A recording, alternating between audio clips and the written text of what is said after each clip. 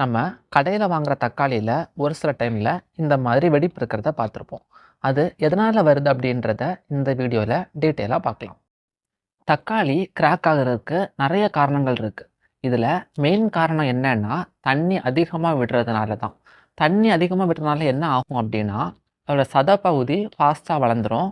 ஆனால் அந்த ஃபாஸ்ட்டுக்கு அதோட தோல் வளர முடியாததுனால கிராக் ஆகுது. இது மெயினாக எப்போ நடக்கும் அப்படின்னா மழை காலத்தில் தான் நடக்கும். நம்ம மற்ற டைமில் தண்ணி பார்த்து பார்த்து அளவாக விடுவோம். ஆனால் மழை டைமில் அந்த மாதிரி இல்லாததுனால அந்த டைமில் தான் அதோட சதப்பகுதி ஃபாஸ்ட்டாக வளர்கிறதுனால தோலில் கிராக் ஏற்படுது.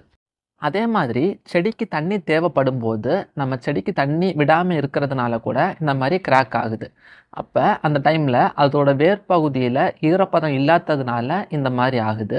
இதை தடுக்க நம்ம என்ன பண்ணலான்னா, நம்ம வீட்டில் உள்ள தேவை இல்லாத இலைகள் கிளைகளெல்லாம் வெட்டி அதை அந்த தக்காளி செடியோட மூட்டில் சுற்றி வைக்கிறது மூலமாக அது எப்போவுமே குளிர்ச்சியாக இருக்கும். இது மூலமாக தக்காளி வெடிப்பு ஏற்படுறத நம்ம தடுக்க முடியும். திடீர்னு ஏற்படுற காலநிலை மாற்றத்தினால கூட தக்காளி வெடிக்கிறதுக்கு அதிக வாய்ப்பு இருக்குது. ஒரு சில நாளில் பகலில் ஹீட் அதிகமாக இருக்கும்.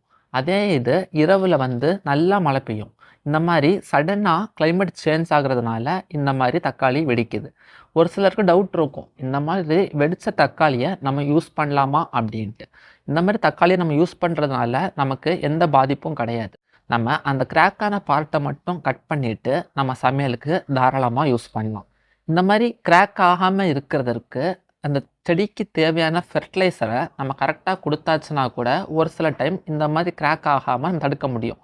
இந்த மாதிரி கிராக் ஆகாமல் இருக்க என்ன ஃபெர்டிலைசர் கொடுக்கணும் அப்படின்னா, கால்சியம் அதிகமாக இருக்க ஃபெர்டிலைசரை கொடுக்கணும். கால்சியம் எதில் அதிகமாக இருக்குது அப்படின்னா போன் மீல் ஃபெர்டிலைசரில் கால்சியம் அதிகமாக இருக்குது. அது மட்டும் இல்லாமல் நம்ம வீட்டில் யூஸ் பண்ணுற முட்டையோட தோட்டில் கூட கால்சியம் அதிகமாக இருக்குது. அந்த முட்டையோட தோடை நம்ம நல்லா பவுட்ரு பண்ணி அதோட செடிக்கு கொடுத்தா கூட அந்த இதில் உள்ள கால்சியமை எடுத்து இந்த மாதிரி உள்ளதை மேக்ஸிமம் நம்மளால் தடுக்க முடியும். கெமிக்கல் ஃபெர்டிலைசர்ஸை நம்ம பிளான்ட்ஸுக்கு யூஸ் பண்ணுறது மூலமாக ஸ்டார்டிங்கில் வேணால் விளைச்சல் அதிகமாக இருக்கும். ஆனால் அதே இது நம்ம கண்டினியூவாக பிளான்ட்ஸுக்கு கொடுக்க கொடுக்க மண் வளமும் பாதிக்கப்படும். அதிலேருந்து கிடைக்கிற காய்கறிகளை நம்ம சாப்பிட்றது மூலமாக அதில் உள்ள நியூட்ரியன்ஸும் அவ்வளோவா இருக்காது. அந்த கெமிக்கல்ஸ் எல்லாம் சேர்ந்து நம்மளோட உடம்புக்கும் தீங்கு ஏற்படும். கெமிக்கல் இல்லாத ஆர்கானிக் ஃபெர்டிலைசர்ஸை நம்ம செடிங்களுக்கு கொடுக்கறது மூலமாக மண்ணுக்கும் எந்த பாதிப்பும் இருக்காது. அதிலேருந்து கிடைக்கிற ஃப்ரூட்ஸ் வெஜிடபிள்ஸும் நல்லா ஹெல்த்தியாக இருக்கும். துலிப்ஸ் அண்ட் டாஃபோடில்ஸ் அவங்கக்கிட்ட நிறைய கெமிக்கல் ஃப்ரீ ஃபெர்டிலைசர்ஸ் இருக்குது. அவங்களோட நீம் பவர் வெர்மி கம்போஸ்ட்டை பயோ ஃபெர்டிலைசராகவும் யூஸ் பண்ணலாம், பயோ பெஸ்டிசைடாகவும் யூஸ் பண்ணலாம். அது மட்டும் இல்லாமல் இதை மற்ற வெர்மி கம்போஸ்ட்டை கம்பேர் பண்ணும்போது நம்ம கொஞ்சமாக யூஸ் பண்ணாலே அதோட பலன் ரொம்ப அதிகமாக இருக்குது. துலிப்ஸ் அண்ட் டாஃபோடில்ஸ் இவங்க neem power vermicompost 1 kg பேக்கை ஆல் ஓவர் இந்தியா ஃப்ரீ ஷிப்பிங்காக 225 ருபீஸ்க்கு பண்ணிகிட்ருக்காங்க. இல்லை உங்களுக்கு நீம் பவர் வெர்மி கம்போஸ்ட் அதிகமாக தேவைப்படும் அப்படின்னா நீங்கள் டிஸ்கிரிப்ஷனில் இருக்கிற நம்பருக்கு கால் பண்ணிங்கன்னா அவங்க பெஸ்ட் ப்ரைஸில் பண்ணி தருவாங்க. இது மட்டும் இல்லாமல் அவங்கக்கிட்ட இன்னும் சில கெமிக்கல் ஃப்ரீ ஃபெர்டிலைசர்ஸ் இருக்குது. நீங்கள் கீழே டிஸ்கிரிப்ஷனில் தெரிகிற லிங்கை கிளிக் பண்ணி செக் பண்ணிங்கன்னா அதை தெரிஞ்சுக்கலாம்.